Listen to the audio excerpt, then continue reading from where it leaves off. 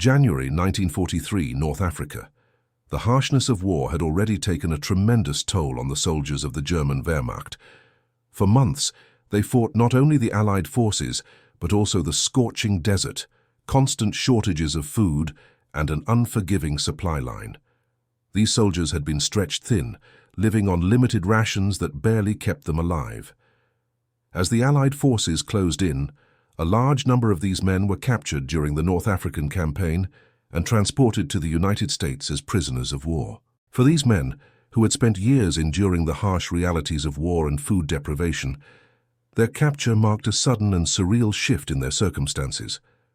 The first shock they experienced was the sheer abundance of food provided by the United States. It wasn't just a slight improvement, it was a completely new reality. Whereas they had grown accustomed to surviving on a meager supply of bread, potatoes, and sometimes horse meat, the American camps offered a feast every day, reminiscent of what they had never imagined. Sergeant Wilhelm Müller, a soldier from the 21st Panzer Division, recalled his first experience upon arriving at a U.S. prison camp. July 4, 1943, would be a day he would never forget. Upon walking into the American mess hall, Müller was struck by the sight before him. "I thought the tables were decorated," he later recalled. "I hadn't seen that much food on one plate in 2 years. They gave me this every day for 700 days. We lost because they could do that." The Geneva Convention mandated that prisoners be fed well to prevent them from being used as a political tool or a symbol of starvation to the public. The U.S. Army abided by these rules, and each POW received 3,000 to 4,000 calories per day, equal to or greater than the standard rations given to U.S. soldiers. This was a far cry from the meager rations these men had been used to, and the prisoners were taken aback by the sheer quantity of food at their disposal. The first meal they had in the American camps was breakfast at 6 a.m., an unimaginable luxury. They were served milk or cocoa, a rare treat compared to the ersatz coffee they'd had in Europe, and for many, the sight of cornflakes drenched in milk felt surreal. Unlike the stale bread or thin soup they had survived on, the food was rich, filling, and abundant. As the days wore on, many of the German POWs began to experience rapid weight gain. Wolfgang Döring, who had been captured in Normandy, shared in a letter to his family, "I have gained 12 pounds since my capture. The meals are so good, white bread, butter, meat every day. It's a far cry from the scraps we had back in Germany." The reality of the abundance they were experiencing, especially when compared to the hardships faced by their families back in Germany, began to weigh heavily on the soldiers. This rapid weight gain did not come without physical challenges. For many prisoners, their bodies, once accustomed to starvation, were now being forced to handle an overwhelming quantity of food. Indigestion, diarrhea, and stomach cramps were common side effects of suddenly being fed high-calorie meals. Many POWs had been undernourished for so long that their bodies struggled to handle the sudden change in diet. The experience left them feeling both physically uncomfortable and mentally conflicted. The mental and emotional toll of this sudden luxury began to manifest. For soldiers who had spent years adhering to a regimen of discipline, self-sacrifice, and honor, the abundance of food felt like a betrayal. They had been taught that strength came through sacrifice, and now, surrounded by so much food, they began to question their situation. They were living better than the families they left behind. Some POWs felt a sense of guilt that was difficult to shake. At Camp Concordia, Kansas, a Red Cross inspection revealed that many prisoners had requested smaller portions in order to avoid gaining weight. Prisoner representatives voiced their discomfort with the sudden abundance of food. It wasn't just about weight gain, it was about the moral conflict of eating better than their families that were struggling with rationing and food shortages. Some soldiers even began to hoard food as a means of coping with the uncertainty and trauma of their situation. Their experience went far beyond just filling their stomachs. It became a psychological burden, a constant reminder of their new status as prisoners of war. Many of them had been taught to endure and sacrifice for the greater good, but now they were being fed well by their enemies, and it felt wrong. The routine of camp life revealed itself in layers: roll call, work details, then the mess hall. For these prisoners of war, the mess hall became the daily arena of physical recovery and psychological unease. At 6 o'clock every morning, The German men queued for breakfast. Unlike their experience on the front lines, where one loaf of black bread, watery soup, or a thin piece of boiled horse meat often sufficed, the U.S. camp served a full dairy-morn meal: milk or cocoa, cereal, fresh eggs, and white bread with butter or marmalade. The menus of the camp recognized German taste preferences and included such foods as frankfurters, salami, bologna, cheese, potatoes, and sauerkraut, ingredients unusual in the wartime German field ration. One mess guide from 1944 noted that cabbage was served at least 3 times a week to satisfy taste and reduce waste. By lunch at noon, the spread expanded into hearty bowls of tomato or vegetable soup, followed by generous cuts of meat, beef stew, fried chicken, cold cuts of ham and salami. Potatoes, mashed, boiled, or fried, and fresh vegetables like peas, carrots, or green beans arrived in quantities far greater than back in Europe. Some camps even allotted fruit, apples, pears, or plums, a luxury many had not seen since the start of the war.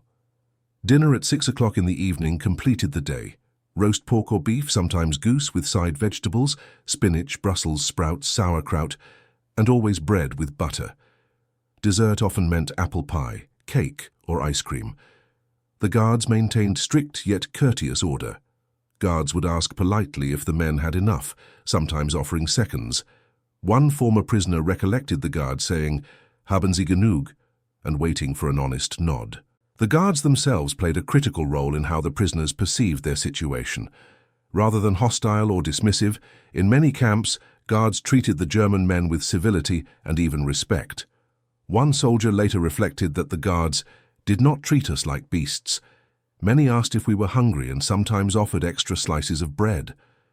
This contrasted sharply with wartime propaganda about American decadence, but also deepened the moral dilemma. These men were enemies being treated with hospitality. The sheer volume of food led almost inevitably to weight gain. Some men reported gaining 20 to 30 pounds within months. But it was not just the weight, it was the transformation of routine. Prisoners described the mess hall as like a dining room at home, yet home meant a Germany blistered by bombing, bombed supply lines, and citizens subsisting on rations of 1,200 calories or less. One unnamed prisoner wrote in his barracks journal, "Meat every day, fruit, pudding, ice cream. I gained 31 pounds in 17 months and could hardly believe it." Rather than simply feeding the men, the American ration served as a tool of psychological stabilization and implicitly of influence. Well-fed men were less likely to revolt, more productive in the agricultural labor details, and more receptive to the quiet re-education programs taking place in the camps. Though not overtly political, the mess hall and its uniform provisions communicated a message of competence and stability. The United States could organize this abundance. The German homeland could not. The guards and the daily menus they oversaw became living proof of that contrast. For these POWs, each meal carried layers of meaning: relief, alarm, guilt, and reflection. They were being nourished physically by the enemy power, yet aware that their families back home were starving. The repeated question rang in many minds: how could they enjoy this abundance while their loved ones were denied even the basics? The guards' polite inquiries, "Enough for you?" often triggered internal answers, unspoken but heavy. The mess hall had become more than a place to eat.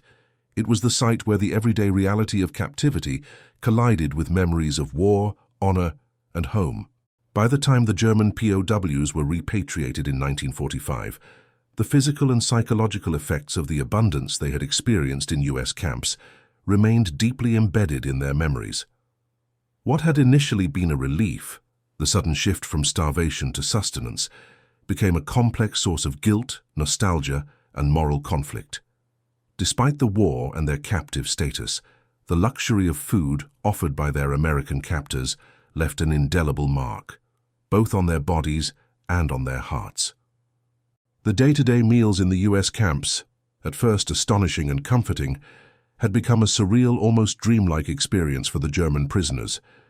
Breakfasts of real eggs, cornflakes, and fresh milk were far beyond what they had ever experienced on the battlefields of the Eastern Front or in North Africa. These early mornings in the mess halls, where they were served 3 hearty meals each day, felt like an odd reward after years of deprivation. Some POWs even compared it to a fantasy, stating that it was beyond what they ever expected to experience in wartime captivity. One POW, Gefreiter Hans Lehmann, remarked in his journal, "At first we couldn't believe how much food they gave us. It was as though we had stepped into another world. Milk, real coffee, warm bread, and the meat, every day. We hadn't seen meat like that in years. It was like a dream we had forgotten."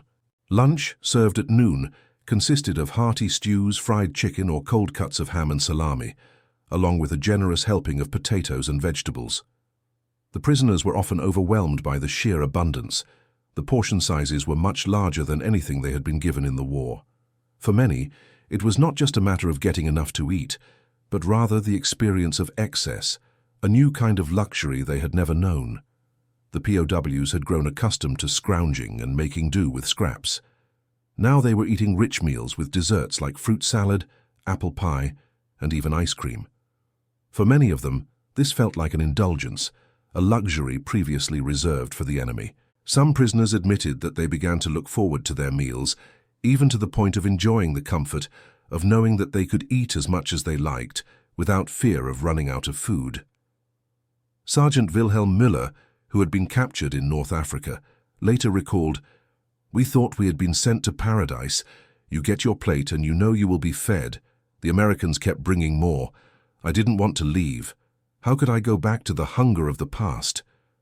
In fact, the level of comfort offered in the US camps was so remarkable that some of the prisoners even joked about wanting to remain in captivity for longer, just to keep enjoying the meals.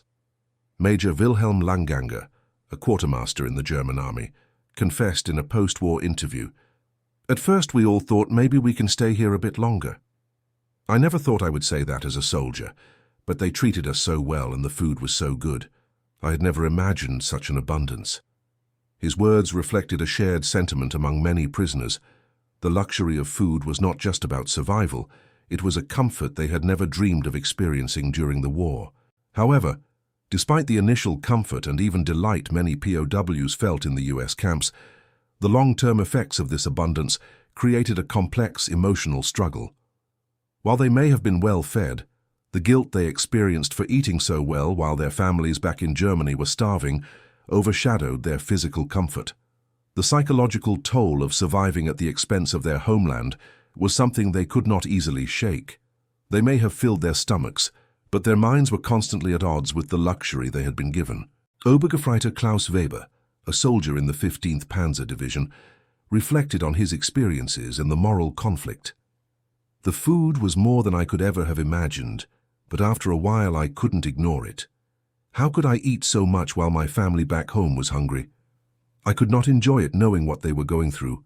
It became a burden." For him and others, the food wasn't just a meal. It was a reminder of failure, a symbol of everything they had lost and everything their families continued to endure. The post-captivity period was marked by a deep sense of guilt for most of the returning POWs. Though they had gained weight and regained their physical health, the memories of those meals in the American camps left them psychologically unsettled. The guilt became a weight of its own, one that could not be measured in pounds but in emotional burden. Many prisoners admitted that they found it difficult to return to normal life after the war. The psychological strain of having eaten better than their families left them feeling disconnected from their pre-war identity. One prisoner, Hans Müller, who had been held at Camp Concordia, Kansas, explained in a post-war interview, "We were supposed to be soldiers, trained to survive, but we were treated like guests in the American camps. I'll never forget the food. It was like a cruel joke. How could I go back to my family, who barely had enough to eat, knowing that I had eaten better than them?"